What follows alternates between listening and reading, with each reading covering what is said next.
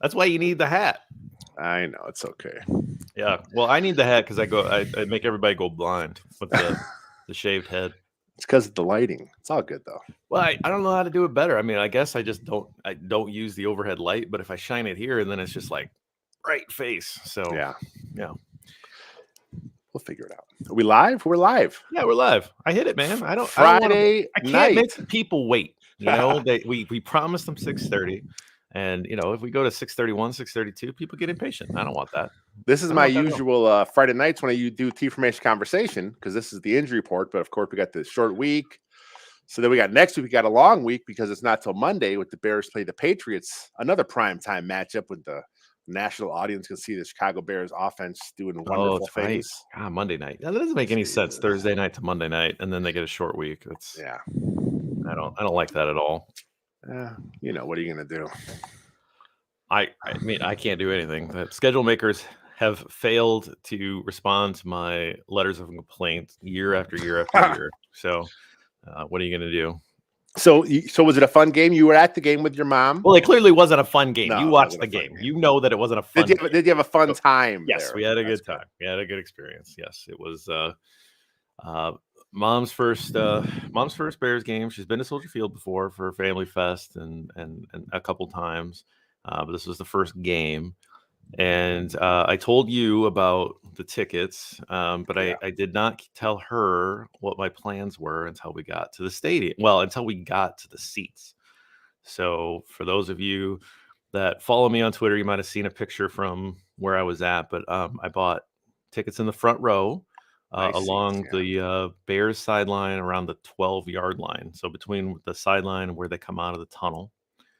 And I didn't tell her, and I said, "Oh, hey, this is our section." And I scanned in, my phone to the guy. I said, and she's with me. She's a little behind, and the usher goes, "Full front row." And I was like, "Ugh." She didn't hear it.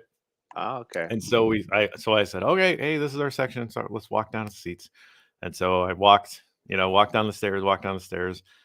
I grabbed my phone and like turned on the camera, and I went all the way down to the first row, and I turned around and I clicked the picture of her reaction, and she goes, "Holy crap!" She's like, "What are you doing? Why are you stopping here?" And I'm like, "Well, your seat's down here. It's 7 or 8. Pick one." So that was pretty cool. It was, obviously, it's a once in a lifetime thing to do. I mean, I can't imagine I'm going to go on the front row ever again or very often in my life, but it was a nice experience to do once. And game result was not good. The Bears cannot cooperate and give you something enjoyable. No. That was terrible. The spot was interesting in terms of like a lot of media people would mill around. There was media people, and then there was I don't know, people that either like friends and family or VIPs, or maybe people that just paid to like be on the field before the game. And that was like the little section that they were in before the game. It was right in front of us. And then one of the sideline reporters was doing her hits like real close to where we were at. And then Laura Screeden was doing all the games with people that on the big boards on the big commercial breaks. She was there very close to us. So she had Matt Forte. Matt Forte was in the house. And so Forte was there, and he was plugging his charity work. And so he was real close to us. And then the TNF, the Thursday Night Football booth, was on the other side, but they were coming out of the tunnel. So we saw Witt and Sherm and Fitzpatrick, right? Those and Gonzalez, they walked by us multiple times. So the lady behind us gave a little bit of a cat call to Richard Sherman, and he looked up, and she was like, "Oh."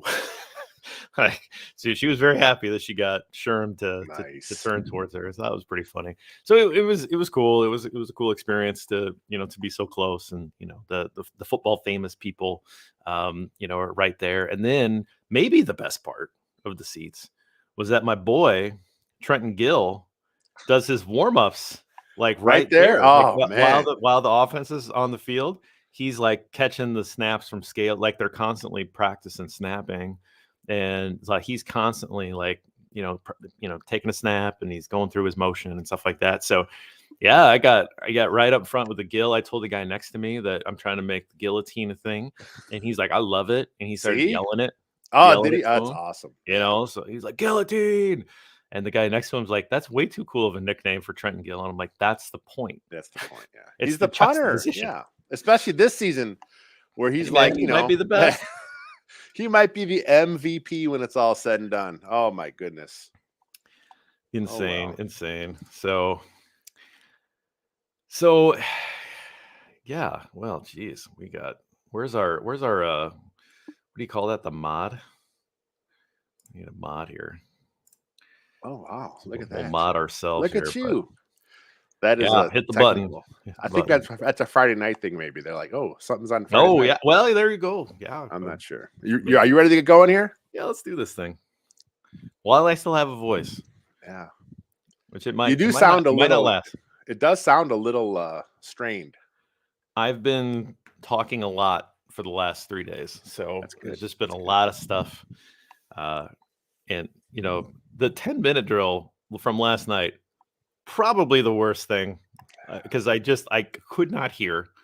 And then Robert, I was like, Robert, I can't hear. I got to shut off my camera. And we start, and he goes, Jeff, I know that you got your camera shut off, but put it on so everybody can see. And I'm like, okay. And I kicked myself out of the meeting. It was just this whole thing. Anyway, it was the Soldier Field Wi-Fi is notorious for being people complain about it all the time. So that's part of the new. Bad. That's part of the new stadium in Arlington Heights. They're going to have a boom. So I don't know what do they have there. What's the thing? Tower? Is that how you do Wi-Fi? I don't know how it works. I'm not. Well, I mean, yeah, something you can, or you got to have something. Yeah. Fixed wireless and cable and there's a lot of options, but yeah. Okay. All right. Well, let's rock. Let's rock. Let's do this thing. Welcome to Bear and Balance. I'm Jeff Berckes, a writer for Windy City Gridiron, and I'm joined by the editor of that fine website, Lester A. Wiltfong Jr. Lester, a rough one. We're calling this episode Orange is the New Blech because the debut of the orange helmets was not so pretty. But how was it on the couch? How did it look to you on the couch? The orange helmets, when they first were announced, I didn't like them at all. And then when we were at camp and they had them there, and I'm like, man, that actually looked kind of sharp. But then, now I see it again with the orange jersey. I'm like, I just don't like orange as the primary color. It just, it does nothing for me. I'm not a big fan of the orange at all. I just think it's, and then with the way they performed, obviously, get that out of here. We don't need that. I think it's just bad luck. It's kind of like when they did the all navy for the first time against, years ago. They played the Packers in navy jersey, navy pants. They got smoked. Let's retire that look. Let's retire this orange. I know it's coming up again. I think one more game this year, but just give me some traditional stuff here. So I am happy that they are experimenting and trying new things. I really don't like the Navy C on that helmet. I wish they would do something different than that. I don't think it looks very good. I like the fact that they tried something, so I'm giving them credit for the attempt. The orange jersey and orange helmet at the same time, I actually think is not the right approach. I think that the white jersey with the orange helmet might look pretty sharp, but I don't like orange and orange. It was a little bit too much for me. I wore an orange sweatshirt, an orange hoodie, and an orange hat to try to match them, in solidarity. There it in is. The stadium. And trying to show my support for the orange. But honestly, with a debut that poor, I agree with you. It's they get it one more time, but if they come out and they play like that the next time in orange, they may have to consider it a one and done. They better, yeah. If it's I'm not too superstitious, but sometimes you're a little tea leaves. I'm a little stitious, yeah. All right. Well, I was at the stadium. Took number one Bears fan, my mom, to the stadium. It was an enjoyable experience, except for the game and the fact that it was cold. Was it that cold out I there? was layered up, and I was chilled throughout the game. I needed one more layer or a warmer layer somewhere because it was just not enough. I was kind of shivering a little bit, like minor, like kind of like, ooh man, I'm just it's just a little bit too much. Although I am weak. Like I have realized that I have lost my hardiness for the cold weather, and this was kind of the first real cold, and we were out, 5-6 hours in it, and so at some point it was a little bit too cold for me. Very windy Yeah. going to the stadium, died down a little bit, but still pretty windy and enough to kind of take it down another 7-8 degrees with the wind chill. But I'm not built for December football anymore, right? Like that's not my thing. I don't want to go to a game that's super cold. If I went to a Bears game in January, I would have to go into like the club level. Yeah. I'm just not hardy. I lost it all. I'm done with that. So That's because this is the new svelte JB over here. You just can't hack me. If I went, I'd be fine. But still, me, yeah, I'm not trying to go in that weather. I'm not trying to sit in the cold weather. Give me a dome. I don't care about the cold. I have no interest in sitting out there for 3.5, 4 hours freezing my butt off. I have no interest in it. Even when I played in high school, a little bit colleges, and it was cold weather, whatever it was. Man, I had sleeves on. I'm not trying to look tough. Look tough.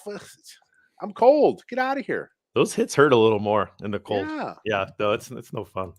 So, well, let's get into the categories. This is a tough one to break down. This is the first Yes. time I saw the game was just a couple hours ago, in prep for this show. In terms of the television view, so what you saw at home, I see very where I was at, I was seeing something very different. You can see something really up close and some cool stuff, and between play stuff, you get to see a little differently. But it's really hard to watch the line from where I was at. Yeah. If they're on the other side of the field, it's very difficult. But I went back and I'm like, oh man, these are tough to find some contenders for categories, and others are very competitive. One Yeah. category in particular is very competitive here. Yeah. So I'm curious to see where you're going to go tonight. But every episode we start off with the Portillo's Trench Tribute. Portillo's is partnering up with us this year, giving away a $100 gift card every week. We are not getting a ton of people putting in players of the week. And I know that some of that is just because you guys are frustrated, but that also means that your odds are incredibly high to Good win one of odds. these Exactly. Yeah. $100 gift cards. If you just put in, just say, hey, I thought this player was my player of the week. It's not that hard. So respond to where you get your Bear and Balance. And if that's on the podcast, send us an email at 2ndcitygridiron@gmail.com. That'll get you in. We will check that. We will add you in. Respond to the Twitter post and say, this is my Portillo's player of the week. Respond to us on the website. That'll get you in too. Like Facebook as well. In. We're on Facebook. Yeah. YouTube. Wherever the video streaming, put your thing in there. YouTube. I know the winner from last week's fired up. He's from Chicago. He no longer lives here, but man, he's fired up. I talked to him by email. We went back and forth a little bit. He's pretty excited to get this Portillo's gift card. And of course, the guy from last week, he tweeted out his Portillo spread for game day. So that was awesome to see. Awesome. And man, it's it makes me want to go back to Portillo's now because now I have a taste for their beef again. I did go because I don't have one in town. That's right. So because we were traveling and wanted to take mom there because I thought she'd enjoy it. She loved it. She loved it. Loved the atmosphere. It's it's a great little restaurant if you're able to go to the actual physical locations. It's a really fun time, and really enjoy the food. So we got a chance to go there. So for me, Trench Tribute of the Week, I could not find anybody on the offensive line, nor did I want to after that performance. I'm looking on the defensive line. The guy that I had in mind watching it live was Armon Watts, because he had a lot of tackles and he's getting more snaps, and he's a new player. They signed off of the Vikings cuts and claimed off of the Vikings cuts. And so I was pretty impressed with that performance in the stadium. Watched him pretty close during the recap, and I was like, pretty inconsistent, right? He's got a lot of stuff to work on, but he's he's ascending in this roster. He's a young, talented player. The Vikings cut him, from what I understand, because he really wasn't a scheme fit. They were hoping to bring him back on the practice squad. They like the player. So this is a guy that does have value in this scheme. They're clearly looking to increase his playing time because he's earning it and because they see value in him contributing long term. This was his first kind of bigger statistical game, but this is with a caveat that there's also some stuff he needs to work on. Far from dominant. Same exact thing I thought when I was watching the game. Like, I'm going to take a look at Watts, look closely. This is his third now. He started the last 3 games at the spot. It was Angelo Blackson. The Bears at some point made a switch. He's started the last 3 games along with Justin Jones. I was close to going Watts, but like you said, the inconsistency kind of like it's a gap control. He's supposed to be shooting that gap, right? And Corey Wooten, former Bear defensive lineman, talked about it on Twitter, saying that in this defense, if you're not getting through that gap, you're not penetrating, it really hurts the defense. You can't over penetrate because that makes it worse. You got to make sure you get in your gap, you control it, and you're there. And there were just plenty of times where, like you said, he is inconsistent. He gets blown off the ball. Some of his tackles were made, 5 yards down the field because he got pushed back. And he scraped and made a good play, which is nice. And then I looked at the offensive line, and offensive line was tough. There were a couple guys that were not as bad as the rest. I'm gonna go for the O line here, and I'm gonna go Tevin Jenkins for my Trench tribute. Oh no, man! Oh God. Okay, all right. You didn't like that one? I gotta. Again, we're talking the caveats, up and down. I was trying to find a guy. His bad was bad. I might be giving him something later, and it's not really good. Okay. I might be. I'm not happy with what I saw in parts. I'm going to go back on. I haven't caught the All 22 yet. I don't have time. I'm not even sure if it's out yet. But when I go through the All 22, I was going off the TV thing, and like I said, there were some moments where I kind of saw him, and I'm like, some of the pass pro issues are there. But overall, again, this is a tough week, man. The O line was rough. The D line to me was just too rough. I had no one I really could give it to. I will talk about a just right Bear later, but Jenkins this week. All right. Tribute. All right. I'll say my piece in a little bit. We'll go there. It's fine. We're okay. You know what? I'll tell you what. I have multiple options for the Cold Bowl, so I'll talk about Tevin here. We talked about it. I think it might have been on Bears Over Beers, but he had a play last week where he gets beat and he throws the defensive tackle Dalvin Tomlinson at the feet of Fields. Oh yeah. Okay, he did that last week, and I saw it happen, and I was like, oh my God, like that. Do not get into that habit. That is not a thing that you do. You got away with that, and he was deep enough in the pocket. He was able to avoid it. I thought it might have happened again, and it was very hard to tell in real time. I didn't get a replay. When I went back and watched it, he kind of did it again. It wasn't clear. It wasn't as much of a chuck like he did with Tomlinson, but he's a little bit out of position against Jonathan Allen. It was just late in the game. Jonathan Allen's rushing against Mustipher. The guy that's head up on Tevin starts off and then does a loop. He's playing a game, and so he tries to recover to help out Mustipher on Allen. But as he does that, his momentum takes Allen to the ground, and he pushes Allen from behind into Justin Fields' lower body. That's why it wasn't called. People around me like, hey, that's a flag. And I was like, I had such a bet. I go, I'll bet you $20 that Tevin threw him at his feet. And when it came up and it happened, I was like, there it is. There it is. You cannot do that, because here's the thing. He was this close to ending Justin's year. That's how close that was. You throw a giant defensive tackle at the knees of your quarterback. He's avoiding the rush from deep. He's stepping up into the pocket. So he's stepping up, and giant Jonathan Allen is coming at him and can't control himself and is falling down towards his knees. Justin, being a freak athlete, able to little sidestep, he still gets sacked, but he is able to sidestep and save himself. And then he's down on the ground for a long period of time. So honestly, I was going to just tear Tevin on that point, because I talked about it last week, or I talked about it Wednesday. Like I don't even have. Yeah, it was just a couple days ago. Right, it was just a couple days ago. And here he is doing basically the same thing with the same result, but this time it's even worse because Justin happens to be stepping up. And this, I think, is a reflection of his poor form and Yes. him somehow thinking that this is a good idea to try to get him down to the ground. It is a bad idea. If you are beat at that point, you got to just let it be beat, because let Justin make that athletic move to get away from Allen at that point, or let him get hit square and not awkwardly on the lower body. So honestly, I was going to kill him on Yeah, this. he So does. there you go. Part of it is tackle guard, right? Yeah, If you're at 100%. if you're at tackle and you're getting a little bit like that, you can use the defender's momentum and just whip him past the pocket, because that's what you feel. Inside a guard, it's a little different. Then that's a good point. This is where him not getting the reps in camp. This is where him splitting reps in game. These are things that he should have worked through. I mean, I'm sure the coach would talk to him about it. He's still probably the only long-term, guy that you're comfortable with at O-line. He just needs the reps. He needs to work. Hopefully he's there for the rest of the season. Hopefully he works through some of these little mistakes, because I mean, like I said, I gave it to him, but it's like, there was the bad was really bad, but it's like, it was a tough week, man. I'm like, where do you go I when know. everyone's both trenches are like, I I know. I believe me.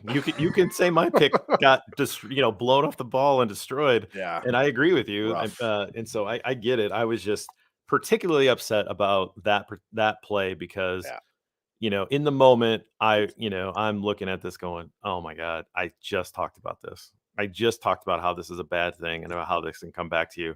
And here's Justin on the ground again.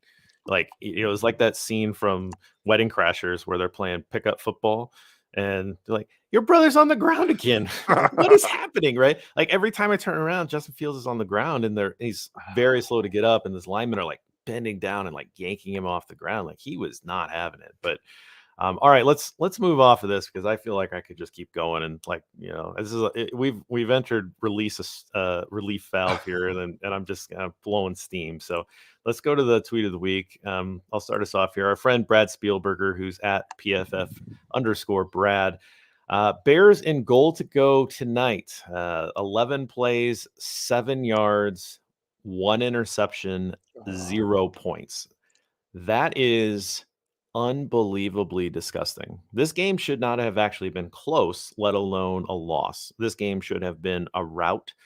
They should have been putting the pressure on Washington to play catch up, which means Carson Wentz would have had to throw the ball more. He was already throwing it in harm's way, just got away with it quite a bit. This is the story of the game. 11 plays in goal to go, only 7 yards, a turnover, no points. 0 for 3 in the red zone. I mean, of course, the last red zone was the last play of the game, but still 0 for 3 in the red zone.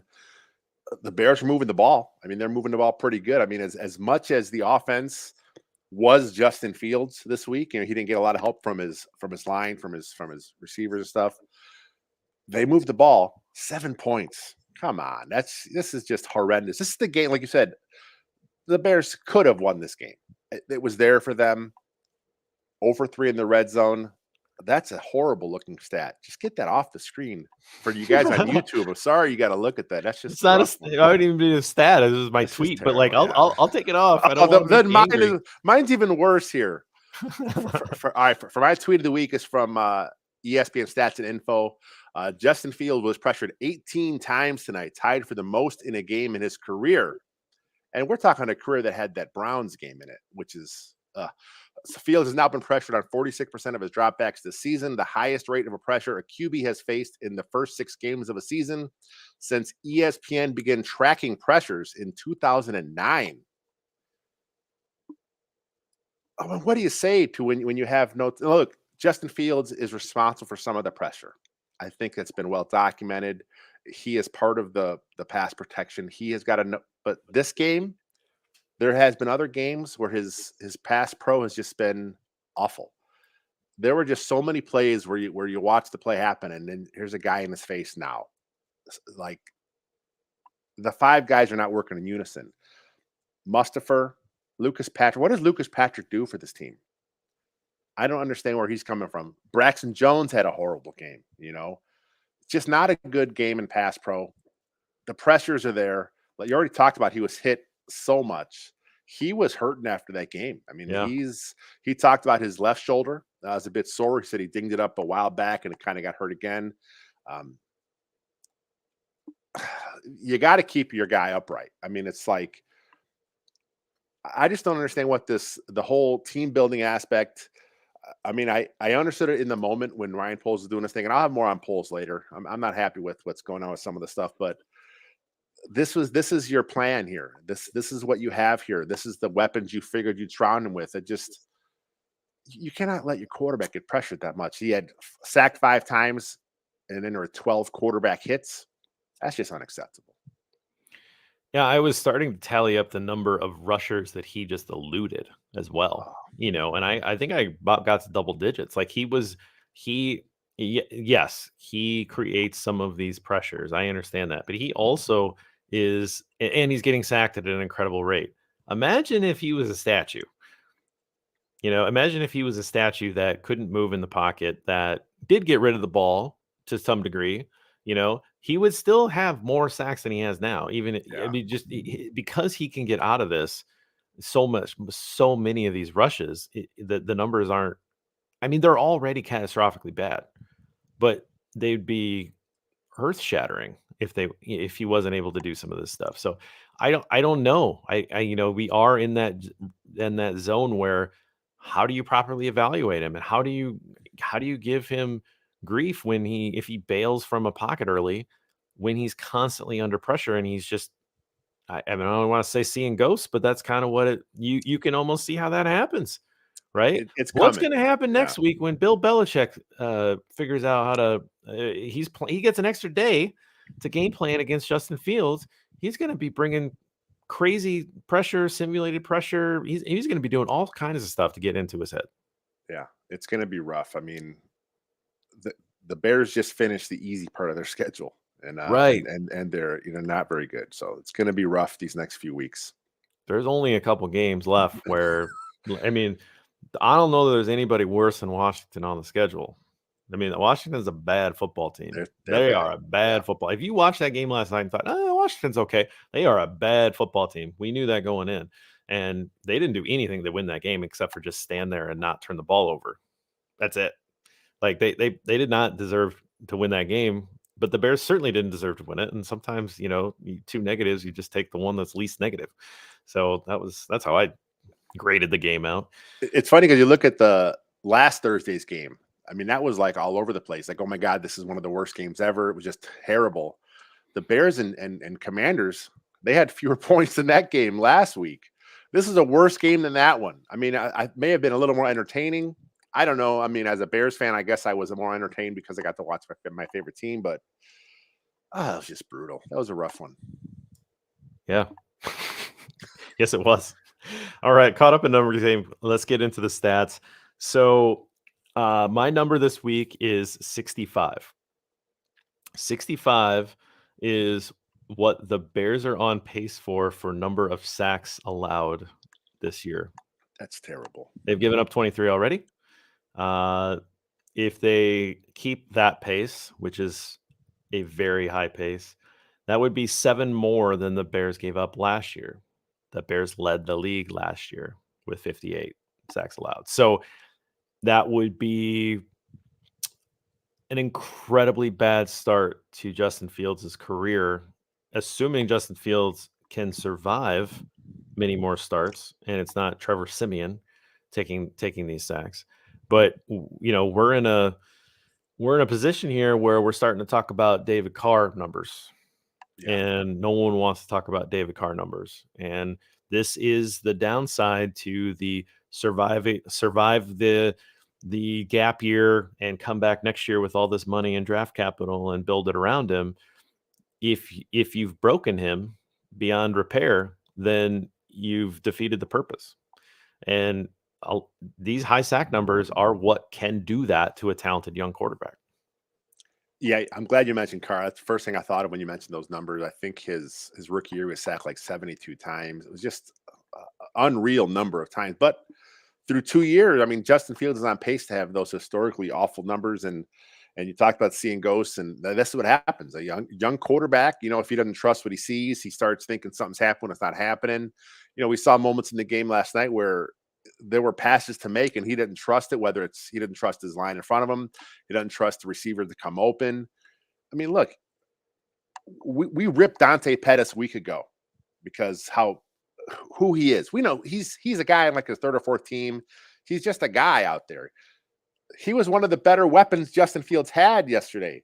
That's terrible. If Dante Pettis is one of your guys you're going to in clutch situations, what the hell are they doing here?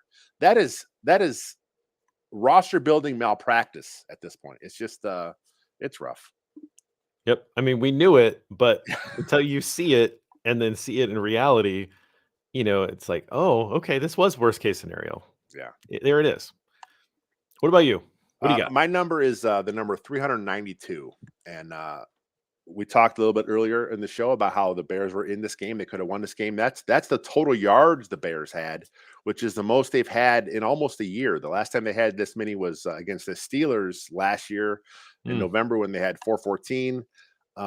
392 yards and just 7 points to show for it. It's just, again, unacceptable in this, Field in the offense, but let's talk a little Luke Getsy here too. It's, some of those play calls down there in the red zone is like he has shown, he gets a little different, I think you had a good point on Bears Over Beers.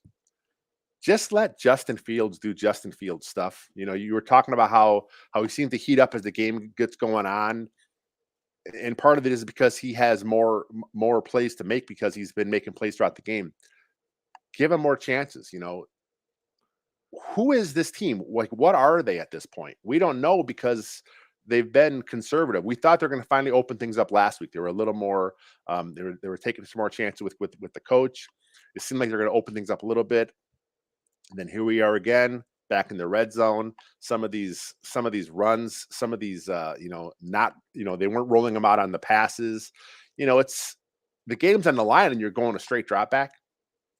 Give Justin Fields an option here.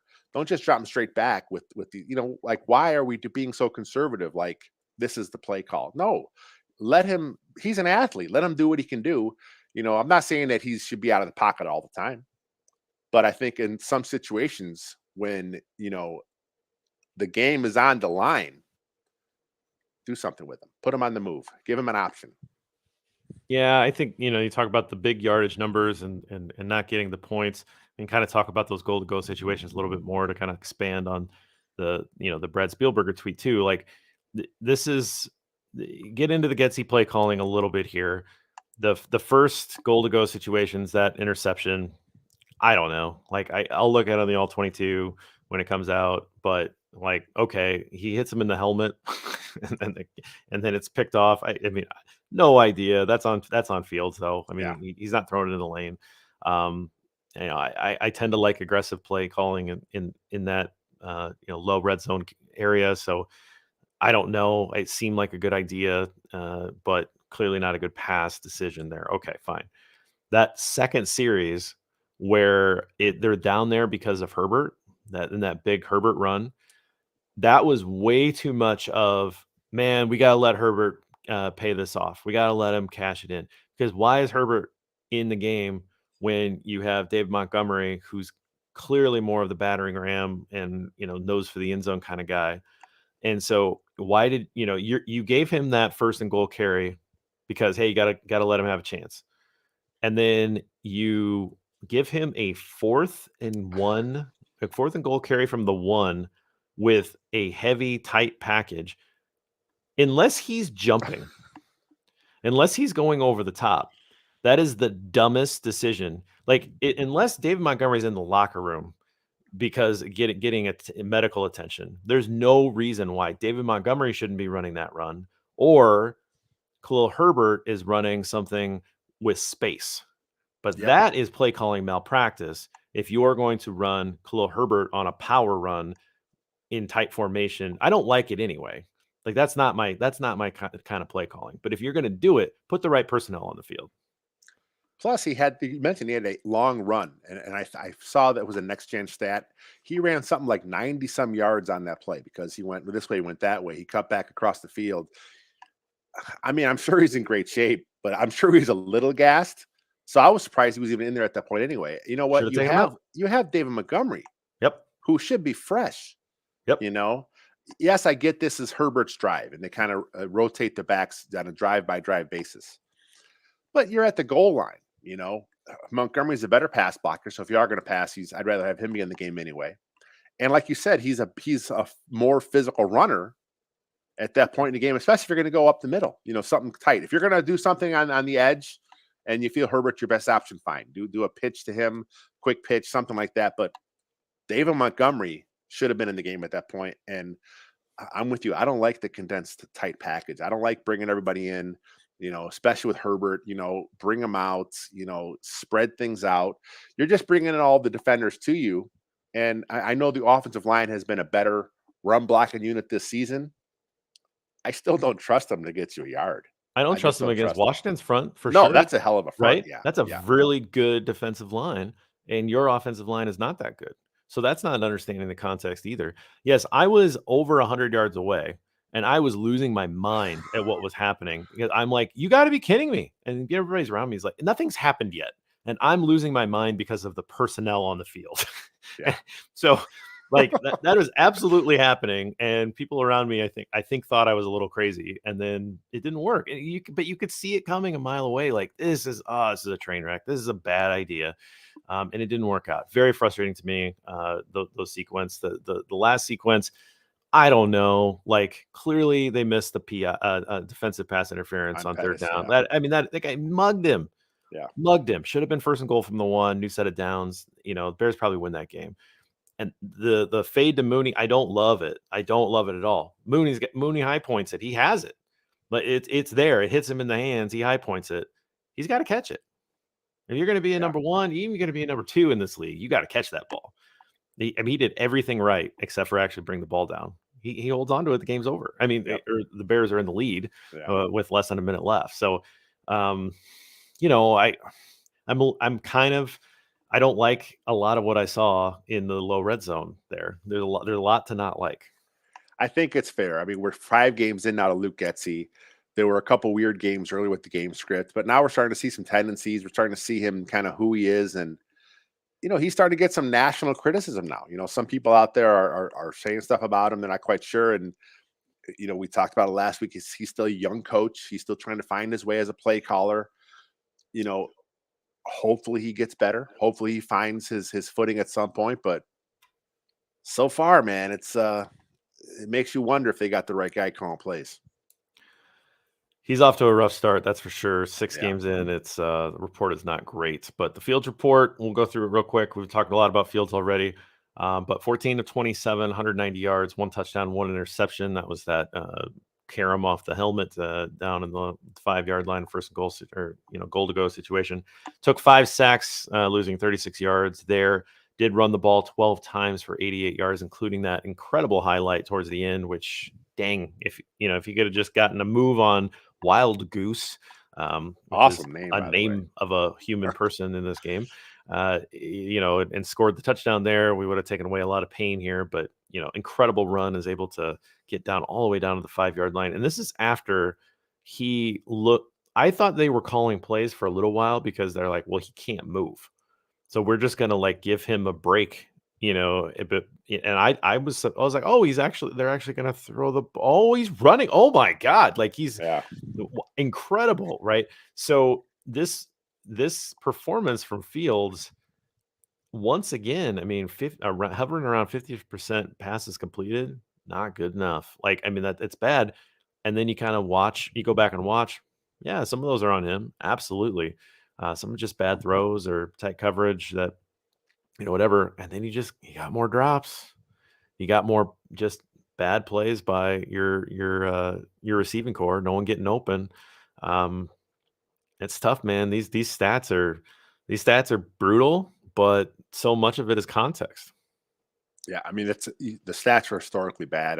His start to his year here, I think this is his 15th, 16th start. Still, we're still talking about a young quarterback. It's always the same. Development is not linear. But the trends are starting to show up. There's some issues happening here. We have to see how he can fight through this stuff. And at his press conference after the game, he was frustrated. He's the stuff he had to say. It's good to hear. That's the kind of stuff you want to hear your quarterback say. He took the blame on that missed pass to Ryan Griffin in the end zone. Now we got a bunch of NFL guys coming out today saying that was a little bit on Griffin too, because the way he ran the route seemed like he was looking back for it a little too soon. I'm sure the timing of that in practice was a little different, but Justin Fields said that's his play. He's got to make that play, and there were a few of those, but man, it's just like we see so much. We see so many flashes. We see so much. Oh my God, that is a play only a guy like Justin Fields can make. Then of course we haven't talked about the great throw he had to Pettis. Just a nice deep touch. Right there for him. A hell of a catch by Pettis, who we take shots at. But the flashes are there. Who is Justin Fields? How do you evaluate him with this talent around him? Which is like it's a whole other level. It's like, what are they doing? It's just very. As a fan, it's a frustrating product to watch because you want to believe in the vision, right? But it's hard. It's tough. It's like, what is the vision when, like you said, what if Justin Fields is broken by the time they have all this cap space and all their draft picks? What if Justin Fields can't come back from that? Well, quick note on the Pettis play. That was directly in front of us. That was the corner that we were in. And you had no video? I figured you'd have some video of that one. So I'm no Greg Braggs. Yeah, okay. Okay. I wanted to enjoy the game. I think there's a little bit of like living in the moment. I did try to take a few pictures, just for myself, document, like where we're at, and took a couple pictures during, basically during the snap and stuff like that. I had my phone out. There was this weird moment of activity to my left. There was someone who was coming back with some snacks, and they had stepped into the front row and then up on the seat to get to their seat in the second row. And it caught my eye. And so I look over to this person, and as he's stepping up, he gets hit in the side of the head with a beach ball. I'm not making this up. This is something that happened. And this person kind of lost his mind when this happened and started yelling at people. And I was like, what is happening? I turn back and I see Dante Pettis and the defender like running like right in front of me. And then, so I'm catching this kind of halfway through.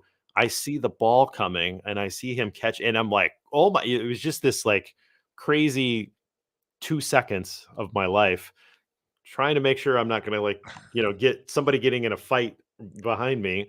And then this amazing play that was right in front of me. I can see it in my mind still, this catch. Fantastic, fun catch. So I did not get any photographic. I'm actually really proud of myself for not throwing my phone onto the field, because I had it in my hand and I like threw my hands up and I was like, oh man, I absolutely could have just thrown my phone on the field at that point. I was so excited. But that's interesting cool that you mentioned that you nearly missed the play, because people watching the game on Amazon Prime, they nearly missed the play as well. It was just horrible.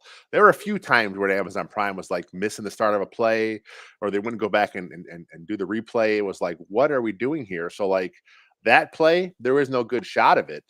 So when the all 22 comes out, I want to see exactly what happened.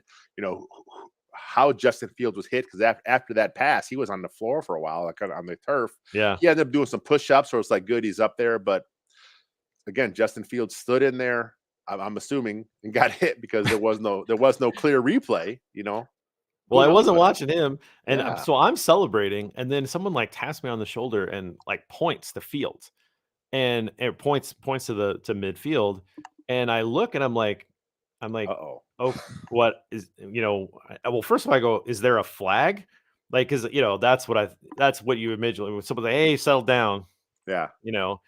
And he's like, no, like he's down. And I was like, God, I mean, it was all game. I mean, I'm not saying that to him. I'm saying it to the line. Like, he's just constantly just getting beat up. God, it was a tough one. It was a tough one.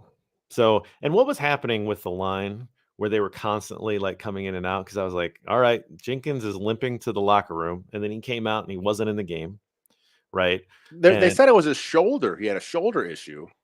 Oh, I mean, I don't want to say he was limping. He was like shuffling. Yeah. Like he was very slowly, gingerly walking. So it wasn't like a limp, like a leg, but it was like you can tell he's in pain. Yeah. And then he comes out and you see Schofield and Carter was getting him warm. Jatir Carter was getting him warm, like taking some line reps where he's getting into it. And so that's why I tweeted out like, hey, I think Schofield's coming in. And then Jenkins came out and he was just standing on the sidelines when they went in. Like, okay, yep, confirmed. This is happening. And then like a little while later, like Reef was in, like ran into the game. I don't even know if he was in for a snap or not. And then he was back out. Like there were all these linemen were like running in and out. And then like for some reason Jenkins went back in, and it almost didn't seem like there was a coach next to him saying like, all right, you're back in. He just went back in the game. And I'm like, I don't understand what's happening right now with the line. Well, Patrick had to leave for a concussion thing. They wanted to evaluate him for concussion. So he came out for a few plays. I mean, he obviously was fine. He went back in. He passed whatever test he had to go through there. But I guess there was, like I said, the Amazon was not a very good, they weren't very good. Not a lot of good information there. But from what I gathered after the fact, going through some stuff on Twitter, it seemed like a shoulder injury. That they kind of wanted to keep Jenkins out if they could. They couldn't because Patrick got injured. They're not going to put in Carter as a rookie at this point. So Jenkins went back in. I don't know. Lucas Patrick had a rough game. So, maybe he should have stayed in the blue tent for a while because something was going on with him. All right. Well, let's leave it here. We're going to get on the other side of this thing, and we're going to talk about the Three Bears.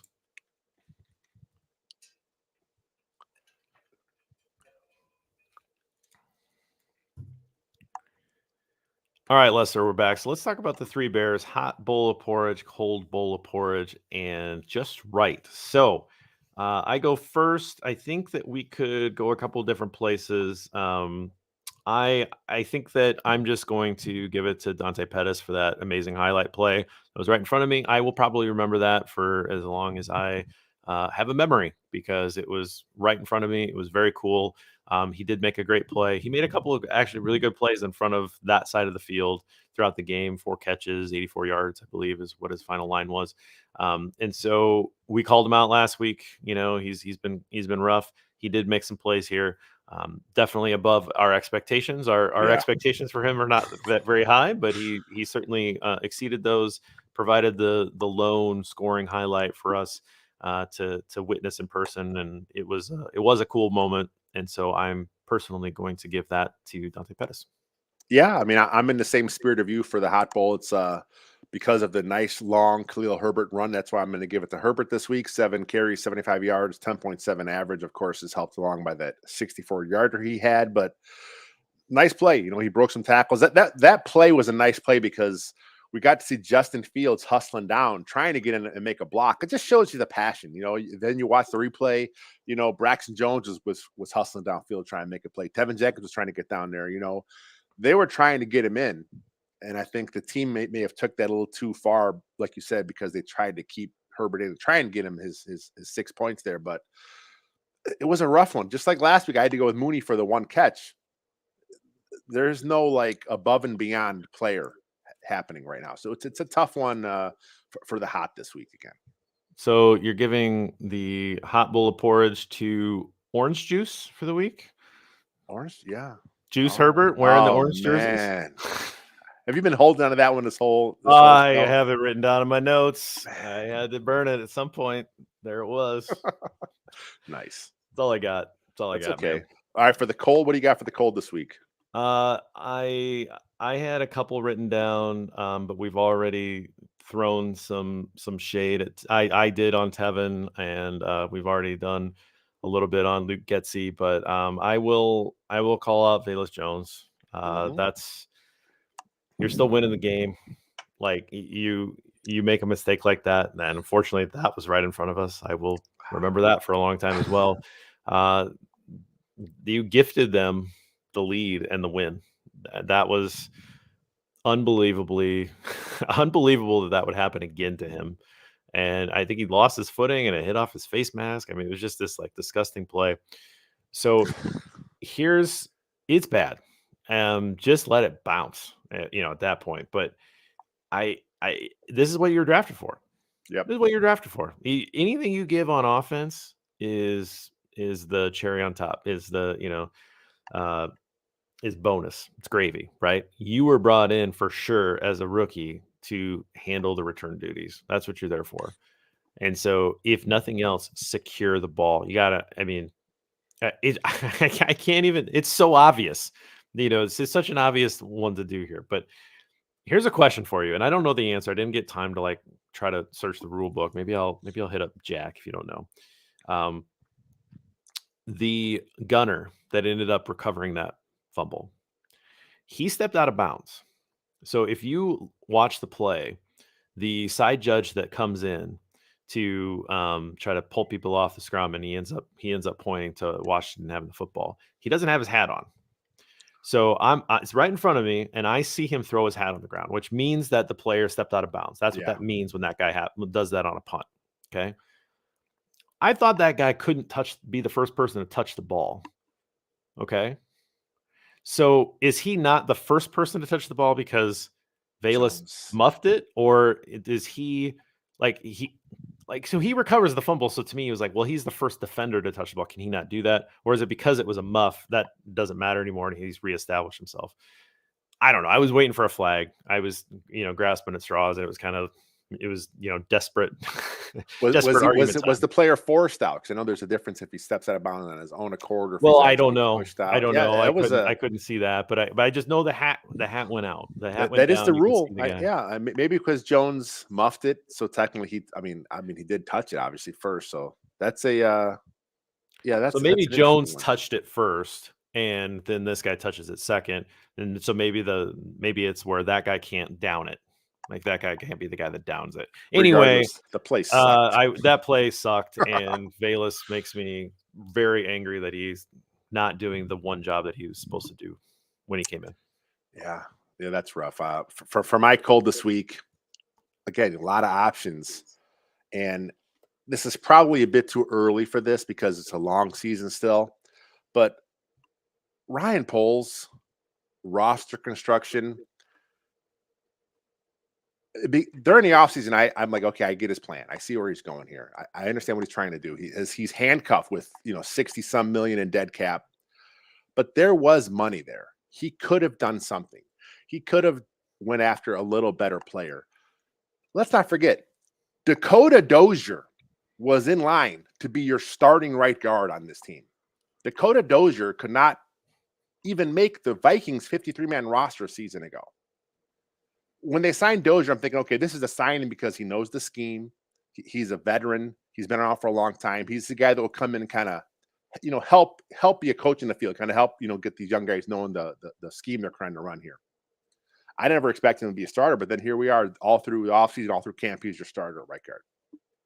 Ridiculous. This is the move.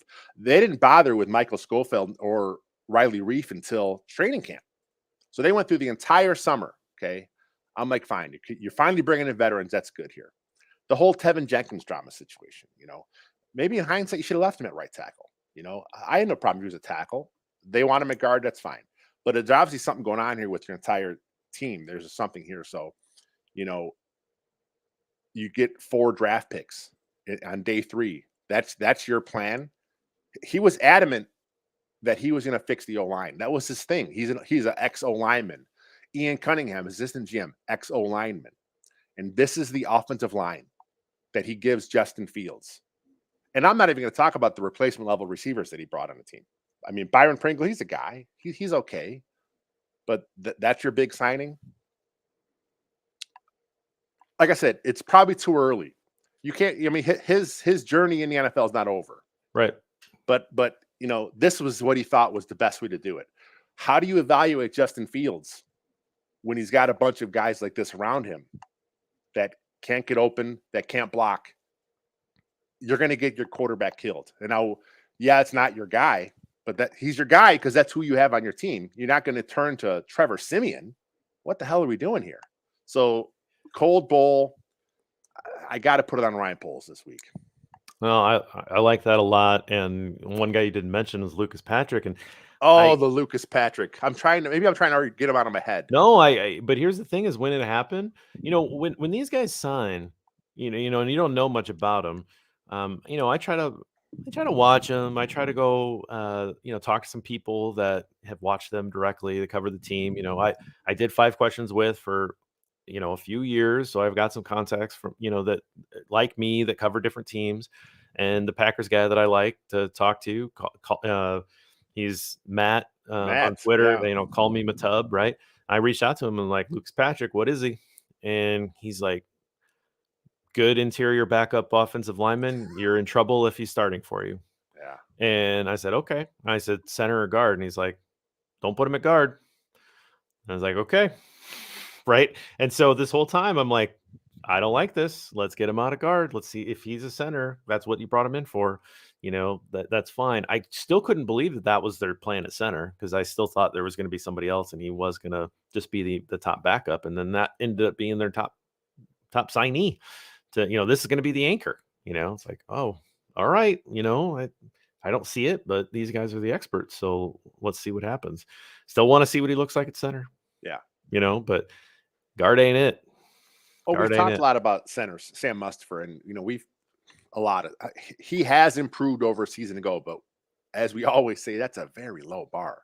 He may have stepped up a little bit, and I understand that the Pro Football Focus grades came out, and he graded out pretty well for this game. I did not spend a lot of time watching him, particularly on this game, because Patrick was just so bad. He had so many mistakes there when he was in. But is he really your best option? Is this really the best five they have right now? You really can't get Riley Reef in there somewhere, somehow. I'm not sure if he's working at guard at all right now. I'm not sure if that's the plan. Alex Leatherwood. Gotta be Leatherwood. Awful. Gotta get Leatherwood he was in there. Terrible last year with the Raiders. Yep, I know. But on this line, he may be one of your best five. Yeah. Again, we're talking about how could Ryan Poles think this is the way to go? I don't know.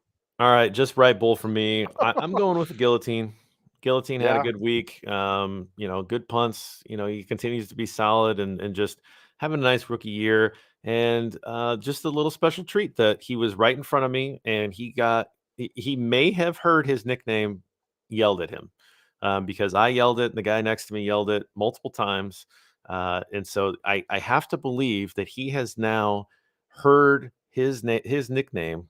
And I hope that he likes it, and that we eventually get it going enough to where he sees it in where he starts seeing it regularly, and we get into it. Make those T-shirts finally. I need a designer. If anybody's listening that actually designs this stuff, I've got ideas, but I'm not good enough to put it on a T-shirt. Let's get a T-shirt out there. Maybe we can get one to Trent and Gill. I had Gill written down as one of my guys. I was thinking about some stuff. I thought about Patrick Scales. Just because it was just a rough game. But I did go through it, and I'm going back to the O-line here, because the spirit of the Just Right is a guy that plays about how I expect him to play. And again, we're talking about a guy, Larry Borum, right tackle. I graded him out. He was probably the best as far as consistent on the line. I had him down for 70 plays. Again, the TV copy was, I think I might have missed a couple in there. -12. Which you think, oh, that's terrible. But out of 70 plays, that's a low B, 82.9%. So if you're grading him on a school scale, you're like, Larry Borum gets a B- for the day. I talked a little about Jenkins, kind of the same way with Borum. Some of his bad was really bad. But he's I still want to see him as your swing. I think he's better there. I think that's probably where he is. But we're still talking about a second-year player. He's still growing. He's learning. Braxton Jones on the left side was terrible. He had a really bad game, and this is a week after I thought he was okay last week. Again, his bads, this is pretty much going to be said about the entire five. Their bad is really, really bad. And like when I grade, I don't grade on a percentage point. I don't say, oh, that's a triple negative. No style point. No style point. So like, there were a few plays last week with Braxton Jones where it seemed like he was going the wrong way, but overall he's okay. Borum, again, some of his bad is bad. He was pretty good in pass protection. I don't think I had him down for any pressures at all. He had a few times where he got kind of bowled back a little bit, but for the most part, he stayed in front of his man. That's what you want your guy to do. And then there was some run plays where he just was like missing. The thing with some of those outside zone plays is the offensive linemen get on a track. They step a certain direction, and they're supposed to block who's in front of him. Sometimes there's no one in front of him. So it looks like, what is Larry Borum doing? That's what it looks like when you're watching it. But you're like, well, who's he supposed to do? He's on your track. You're going this direction. There's no double team to make, so you're not helping and it's peeling off. And at his, 6'5", 320, whatever he is, he's not going to outrun the DB coming across field to get in his way. So all you can do is just run towards the play and hope something happens. And then, like, for example, the Khalil Herbert run, they all ran that direction. It helped because now when Herbert comes back, he's able to cut off some of those blocks. It happens. Larry Borom, he's okay. He was fine this week. He's not your biggest problem. He's not your biggest problem on that line. Yeah. No, I like that. That's fair. They were Jenkins and Borom were two of the last players off the field. We stuck around. We kind of were trying to yell at.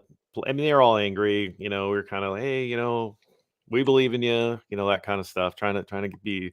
Now, everybody else filed out. Believe me, there was very few people left, and Patrick Scales actually came over and took a picture with a young man who kind of yelled, "Hey, Pat, can we get a picture?" And he came over and was very, very, gracious and did that. Those long snappers, man. Those long snappers, man. Chicago loves them for a reason. Yeah. So yeah, the kid was very excited about it, and just talking about how great Patrick Scales was, like over and over, like it kept happening, like how great he was and how excited he was for that. And that's awesome, and that's the kind of thing that, if they would have pulled out the win, you would have expected a little bit more of that, a little bit more of the players, given positive reaction. But I think, my closing thought for the game, in being there is that I actually didn't really witness good energy from the team. And I'm not going to get into body language takes or anything like that. That's not what I'm going with. But I didn't see a team that was like really excited to be out there and like feeding and like, get rally. We're going to be okay. The only time I saw anybody like encourage the crowd was when they started chanting BS to a missed call. And one of the players turned around and like put his arms up, like, yeah, get that going. And then the rest of the bench was like, no, like, hey, shut up. We need to hear the play, which I thought was pretty funny. But I just didn't see a lot of like bouncing around or anything like pregame, I mean, taking its business and all that. I understand. But you did not see a team that was loose. And they played like it. They played poorly overall against a bad football team. And again, I hate Thursday football for a lot of reasons, because it's usually a lot of times it's pretty sloppy, limited game plans, all that kind of stuff. But I just didn't see a team that was in stride. And I was kind of hoping that they were going to take that momentum from Minnesota and really work that in. So a little bit, disappointing. This is one of the last games that I think was a truly winnable game where they deserve to be favored for the season. The rest of the season, there's going to be a lot of tough games. I mean, there's some teams on this schedule that's not going to be fun to do bare and balance, even a day later. Well, I mean, this was not as balanced as we usually are because it was just so much bad. I mean, it's just a lot of bad stuff. I mean, we knew it though. We knew going into this season, it's a bad football team. Right. I think we both had them like around 6 wins is our prediction. But we kept trying to, hey, let's see how Justin Fields does. And, it's, if we're not even seeing that, we're not learning anything about our favorite team. It's just really tough. And it's interesting you mentioned the energy because they practiced in full on Wednesday. And I know that they usually, you just walk through, those days, leading up. But, I'm sure it wasn't a full practice, but it was more fuller than what teams usually do. And I was listening to sports radio. I forget which one it was in Chicago, but they were talking about how that's a built-in excuse now. If something happens, they come out flat, they can always go back and say, well, why do you guys practice on Wednesday when you had a game on Thursday? So, this is just, it makes you wonder, and then of course, as the game's going on, nothing's going their way. I mean, they're shooting themselves in the foot constantly. You can kind of understand how they would get dejected here. And, you don't want to see that happen, but, short week, Thursday night. I don't like Thursday night football myself. I'm just not a fan. I think these guys, if you're going to do Thursday night football, then you have to have an 18-week schedule. You have to give these guys 2 byes. I've been preaching this for as long as I've been writing about the Bears. I've been preaching the same thing. 18 weeks, 2 buys that gives the TV stations 1 more week of sales. Yeah, you're extending the season a little bit, but you know what? These stupid ass preseason games, get them out of there anyway. I'd much rather have a preseason game be a nice event at Soldier Field, have a nice scrimmage there. You get just as much work out of that as you do in actually going through and running through the motions with your first team offense for 6 plays. You don't get anything out of that. So do a game, simulate a game at the stadium, 2 preseason games, 18-game season, 2 buys. Let's go.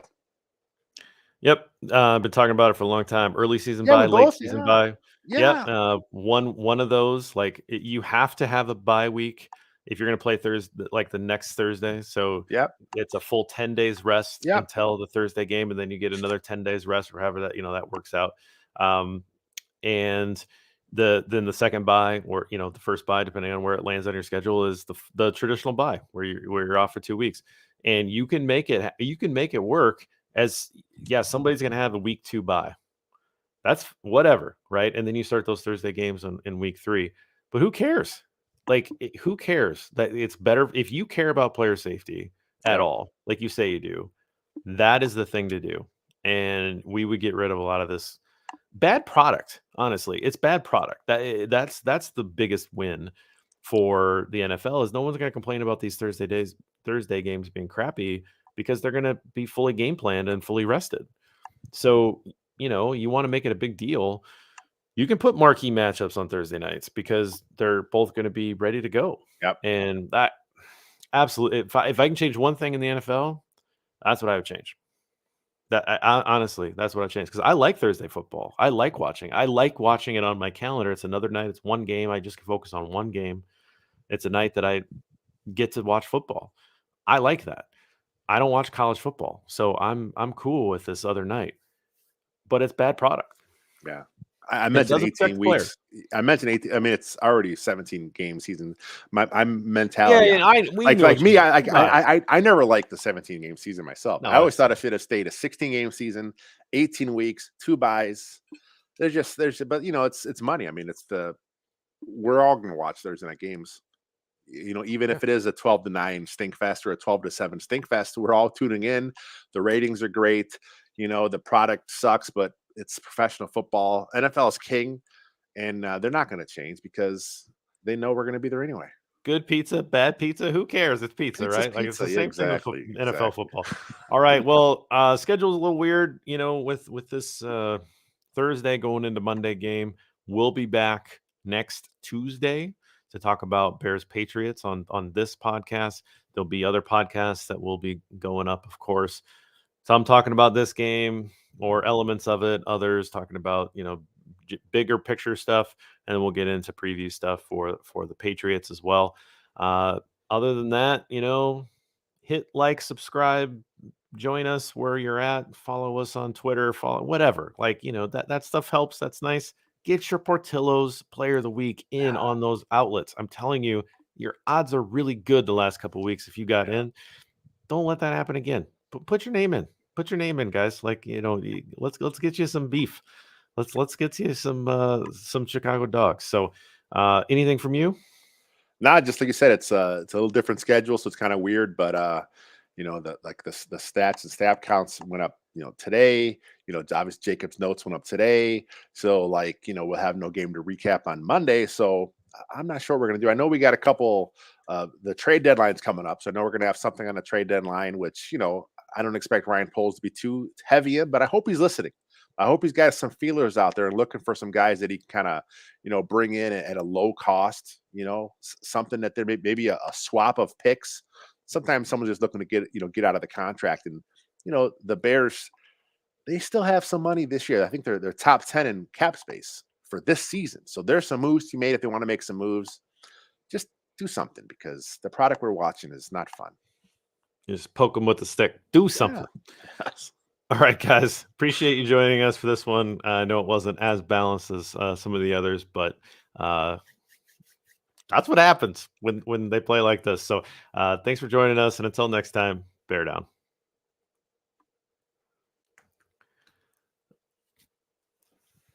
Friday night, Bear and Balanced. I got a little excited about the Tevin play. I got a little hot, I should say, not excited. I got a little hot on it, and it makes me mad because you're right. It's a tackle move. It's a tackle move to say, chuck him past the line. He's rushing on the outside, and I can just push him past. And he's doing it from a guard spot up the middle, like even to his inside. It is bad practice. That is bad guard play. I know you were never small enough to play guard, but I will tell you that is bad guard play. Yeah, it's just I don't understand what some of the. I mean, I'm sure he's being coached up to be careful with that, but yeah, that was rough. I did see that, and like so, it was tough this week, man. Finding a. I know. I didn't mean to like kill it like that was a bad pick. No, it's fine. It's funny because I had it written down like in my notes, like I was like, you got to go after it. You got to point it out because I pointed it out on Wednesday. Yeah, you did. I pointed it out like, this isn't good. This is not a good thing. This can lead to a catastrophic injury. Yeah. I'm so happy he avoided it, but that was, I mean, we're talking 6 inches away from Fields is out for the year. I mean, honestly, it was bad. Jack, the reaction in the stands. My reaction was like just kind of bewilderment. Like it was such a cool play. It was right in front of us, and everybody's high fiving. Kind of going crazy, and then people, I don't know, somebody was tapped me on the shoulder and was pointing at midfield, and I thought there was a flag, and they just were pointing at Justin Fields like face down in the he turf. was prone for like seconds. Like I'm celebrating, and then I turn and I still see him there. So he was down for a while. That wasn't the only time he was down like that. Oh, no, there were multiple times where he was just like on his back or whatever, and he just stayed there. And some offensive lineman were like literally like picking him up. And he was like, one time he kind of stumbled out of it because they didn't set him on his feet. And he got beat up. That was bad. Yeah. I mean, he was sore. He was hurt. There were a few times when I thought that the NFL, the doctors were going to say something and say, hey, we want to check him for concussion. I mean, it's hard to tell what's going on, but there, it looked like there were a few times where he was kind of like, struggling to kind of get to his feet. And usually that's where they want to check those things. And just terrible. Like I thought they're going to look at the play and it was going to be replayed and it was going to be overturned. Nah, you know what? No, here's the thing. I was so close to it. I honestly saw it happen and I could tell he had it. Like it looked right. It looked Give real. you a zebra shirt. You're the I was on it. I was given, line judge or field judge number 31 a really hard time for this phantom BS pass interference call. Were you heckling at the refs? I mean, I doubt he heard me, but I was like, what are you looking at? Like, I was like, there's nothing there. He threw it on Jalen. Yeah, it was the one that that one. Yeah, I don't understand what he saw. Like I looked at the replay. I'm like, what are you calling? And he was so sure. And there was another one where the back judge threw the penalty. And he was in the side judge was right there. He would be the one to know if there was interference or not. And the back judge threw the flag and called it pass interference. And I'm like, how? How are you making that call from 30 yards away when the guy that's at the point isn't making the call? Like, you got to step in and be like, hey, I didn't see that. No, you take that out. They gave the Commanders a field goal on that drive based on flags. It was BS. Oh man, it was. Yeah, I mean, that's part of why my voice isn't quite there. I like this if it could be happen, but Robert Quinn has been a big zero this season. I think he had I don't think the Panthers are doing this trick. Who says no? The Panthers. Yeah, he says he had no stats last week. This week, I think all he had was an assist. And our old friend Charles Leno Jr., he whipped Robert Quinn's ass all game. He really Charles did. Leno is a professional football player. Yep. He's not the best. He's not the worst. He's a guy, but he's much better than what the Bears have right now. And, I mean, there's a lot of hindsight things we can say with Ryan Poles, but, this takes you all the way back to the Ryan Pace era where they just really thought that, get him out of there. And yeah, I know, of course, ask Ryan Fitzpatrick what he thinks of Charles Leno. It happened. One play, I could have asked Ryan you could have last night. He was right there for you. Yeah. Whitworth wearing a hoodie underneath the jacket. I think that's a lineman. He's a lineman. He can pull that off because he's an ex-offensive lineman. You think he was pulling it off? I mean, I think he can do it because no one's going to tell him otherwise. Yeah. But what are you going to say? Is he pulling it off? He's big. He's a big dude. Yeah, he is big. Yes, that is a true statement. Yeah. Sherm's good, man. I like Sherm. I like him on the post game. He's going to be good. Did you have it? I know you went back and watched the game the next day. Did you? This Amazon? Did they play it through the post game? Because he was fired up in the post game too. So I was going to ask you what did I miss in terms of commentary? Because I just watched the NFL Plus condensed game so that I could get through it in time. Because I've been driving all day. So what did I miss in terms of commentary and discussions? Speaking of Ryan Fitzpatrick, at the end of the game, he made a comment that Justin Fields is not a pocket passer. He tried to say he was more like a Lamar Jackson style, which that's not really true because in Ohio State, he was a pocket passer. That's his thing. His problem is in the NFL level is like he needs to do a little bit more. I mean, his processor is a little slow right now because he's not seeing things, he's not trusting things. Sure. And the trust aspect comes along with who's on the field with him. He probably had a better receiving core at Ohio State than he does with the Bears right now. That is 100% true. I mean, that is what it is. I mean, so he's working through it. They talked about running the ball more, and I just like we said earlier, man. There's so many flashes from Fields. It's like, but the trends and the historical numbers. If you look at quarterbacks that have had these type of stats to this point, they rarely succeed. So if Justin Fields comes out of this, the guy, that's like going to be historically, breaking trends. So it's frightening what's happening with the team. John, this is out of context. I mean, just an unbelievable comment. I mean, you're the mod, and this is your comment. I feel like you should moderate yourself here. This is rough. I know what you're talking about because I watched the Dilfer clip, but but this out of context, this is wild. So I'm just letting this sit in people's mind here. Basically, he did not break out of Griffin didn't break out of the route quite cleanly, and Fields probably threw it in a pretty good spot, but Griffin didn't get where he needed to be. So it seemed like Griffin looked back. There was someone shared with me a clip that was on Reddit. I'm not for sure who broke it down. Someone who's now coaching overseas, but they broke it down. They got some nice breakdown. They talked about Griffin kind of turned back a little too early, and it wasn't the cleanest route. So kudos to Fields for taking the blame. But that's a Griffin thing too. Anthony's got a bunch of stuff up here. Says Patrick can't play guard. We agree. Yeah, we've been saying it. Hopefully he can be better center. That's what we have been saying. Can't be worse than Mustified. Mustified, fantastic name, I guess. I don't know. Like it doesn't. We've been trying to be fair to Sam Mustipher on this program. No, I think if he's not a like high level performer. Yeah. He's probably not even like at the point where you say like replacement level center, right? But I don't know. I haven't seen Lucas Patrick play center. If it's anything like his guard play, he's not good. No. So he hopefully he comes in and can play. A lot of hope being talked about here on the show today. That's all we have, right? That's all I ever have. There was a number of people. So we went back to the hotel. We get on the elevator, and this guy just starts in like, this team. He's like, and he looks right at me and he goes, "Do you want to quit this team?" I don't know this guy. He just got on the elevator with us. And I said, I'm in too deep, man. Like I'm in too deep. Like, so you're asking the wrong guy. And he's like, man, I don't know. I don't know anymore. Was he older than you or younger than you? No, he's a young guy.